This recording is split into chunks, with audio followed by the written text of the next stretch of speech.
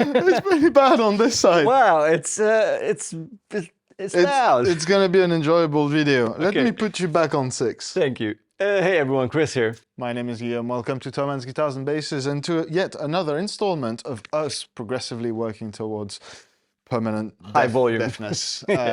Because today we're cranking more amps. They're tiny this time. They're all cute. Look at them. Look at them being all tiny and cute. Today's basically we're one Keith Williams short of being in 5-watt world, and Yes. and we're gonna try and do the thing that a lot of people did in studios back then, was to take low wattage single channel, for the most part, for old parts, single channel amplifiers, put them on 12 and see what that sounds like. Are we gonna turn into a Led Zeppelin cover band? I think so. I don't know. We need more hair though. We'll see. So these are 5, 6, and 10.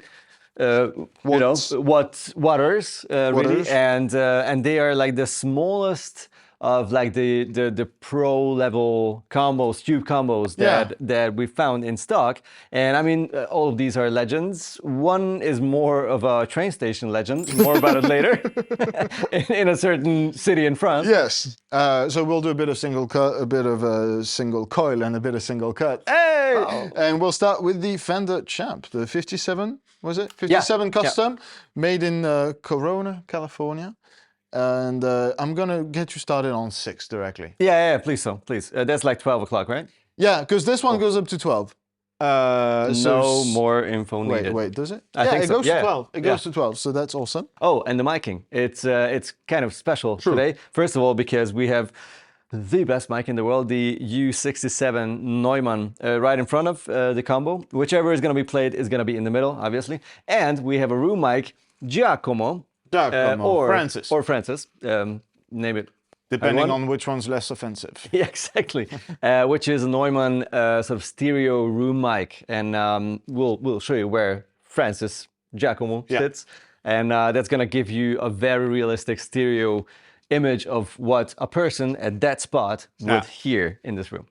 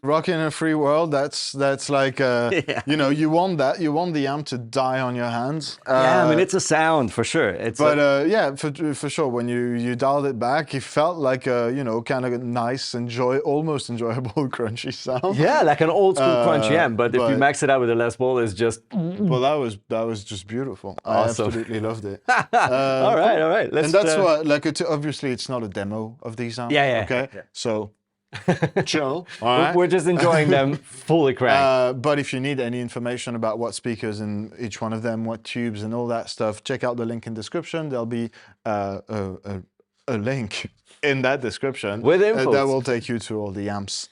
All right, let's move on. Next amp. Keep on rocking in a free world. This is the second amp. Yes.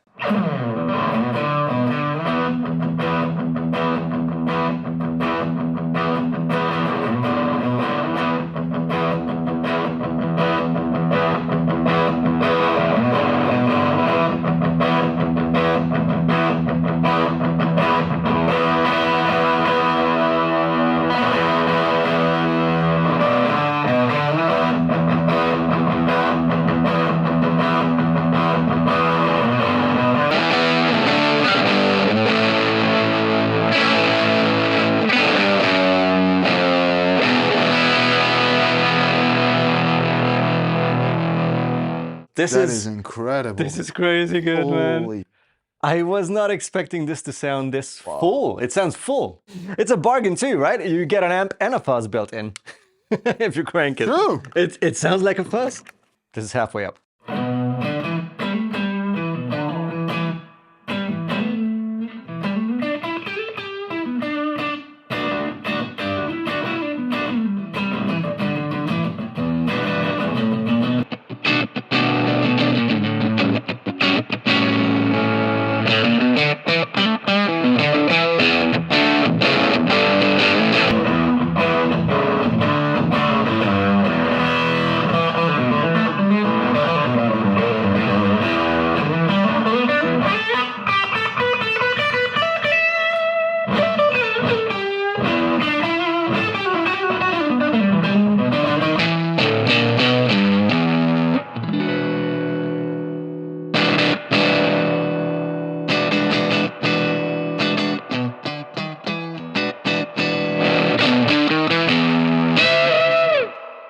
That's the thing. It's super full sounding, even for such a small little thing. It's really enjoyable. Vintage vibe. Yeah. Oh gosh. But that's more along the line of what I was expecting for today. I'm really excited for this. What a legend. Awesome. Okay, moving on. I can hear some noise. This is the highest expectation I have because VOXes in every other video have been absolutely insane. And so I have really good hopes that this is going to be insane. Yes, go. Volume is at like 1/4, and I will go up to max. 1/4.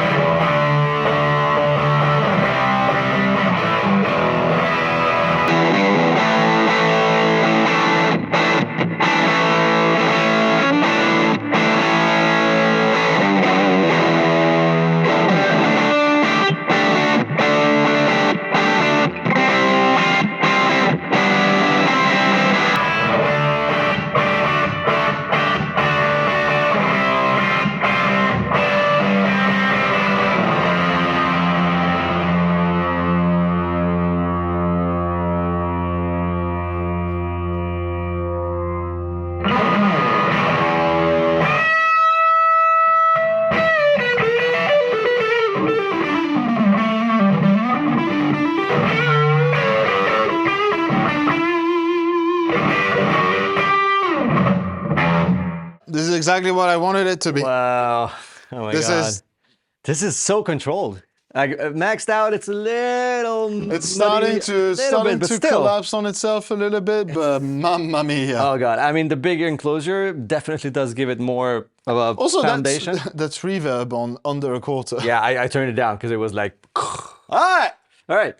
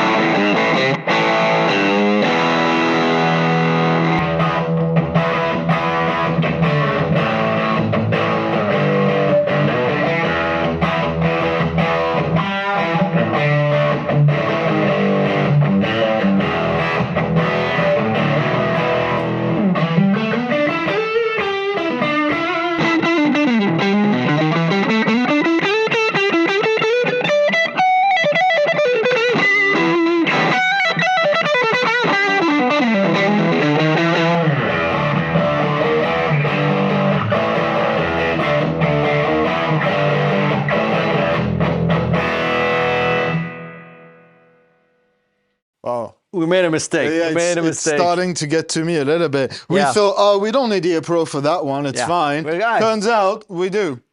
And this is the perfect sort of explanation of why a 5-watt or 10-watt tube amp is not a bedroom amp.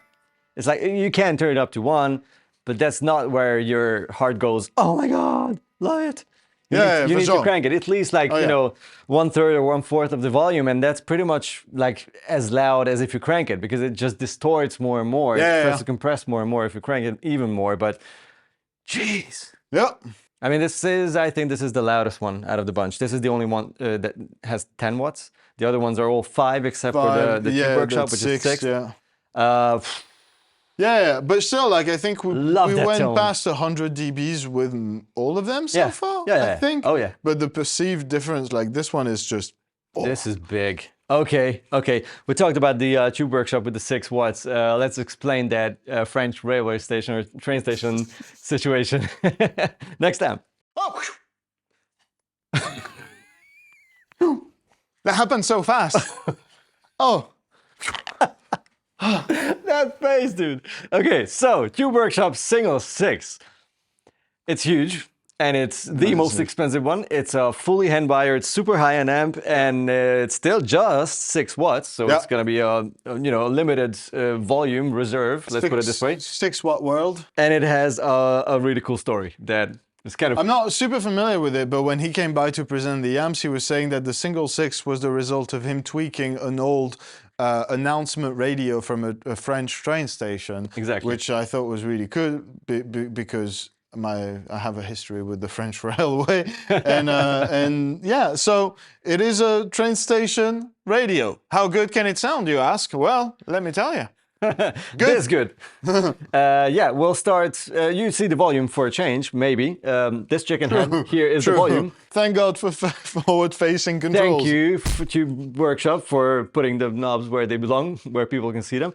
And I just crank it. Yeah. Ready?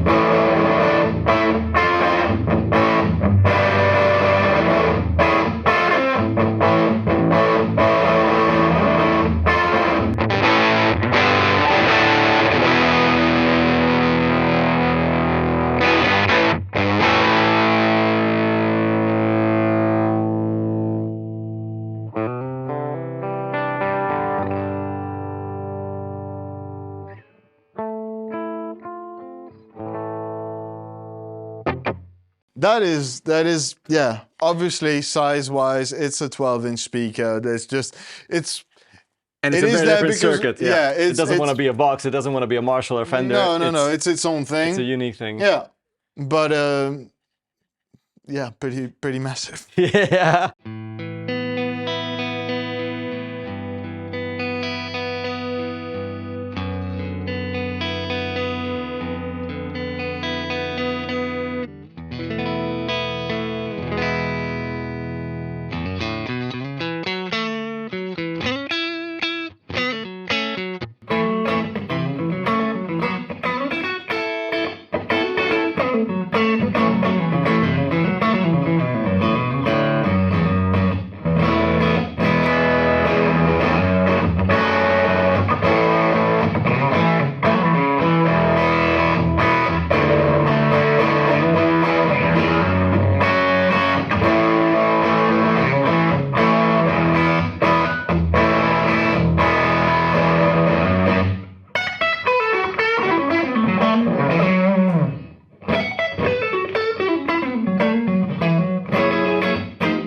This is awesome. Where's it? 6. Yeah. 5, 6. Oh my God, yeah, this is just perfect.